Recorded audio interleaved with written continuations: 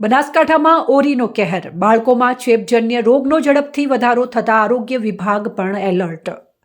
બનાસકાંઠામાં ઓરીના કેસોમાં અચાનક વધારો નોંધાયો છે. પાલનપુર અને ડીસા સિવિલ સહિત જિલ્લામાં વિવિધ હોસ્પિટલોમાં ઓપીડીમાં વાયરલ ફીવર અને ઓરીના દર્દીઓની સંખ્યા દિવસે ને દિવસે વધી રહી છે. ખાસ કરીને નાના બાળકોમાં આ ચેપજન્ય રોગ ઝડપથી ફેલાતો જોવા મળી રહ્યો છે. બનાસકાંઠામાં ઓરીના કેસોમાં અચાનક વધારો નોંધાયો છે. જિલ્લામાં અત્યાર સુધી રોગના 50થી વધુ કેસો નોંધાયા છે. ત્યારે ઓરી એક વાયરલ ઇન્ફેક્શનથી થતો રોગ છે, જેમાં શરૂઆતમાં 2 થી 3 દિવસ ભારે તાવ રહે છે અને ત્યારબાદ શરીર પર નાના નાના રાતા ચાંઠા દેખાવા લાગે છે. ખાસ કરીને 5 થી 10 વર્ષના બાળકોમાં રોગ ઝડપથી ફેલાતો જોવા મળે છે.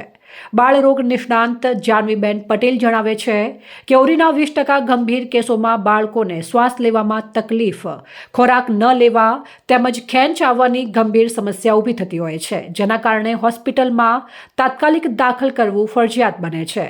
ઘરે સારવાર દરમિયાન વાલીઓએ બાળકને વધુમાં વધુ પાણી પીવડાવવું, તાવ આવે ત્યારે સમયસર ગોળી આપવી અને ઓરી ચેપી રોગ હોવાથી બાળકને અન્ય બાળકો અથવા લોકોના સંપર્કમાં ન આવવા દેવું અત્યંત જરૂરી છે.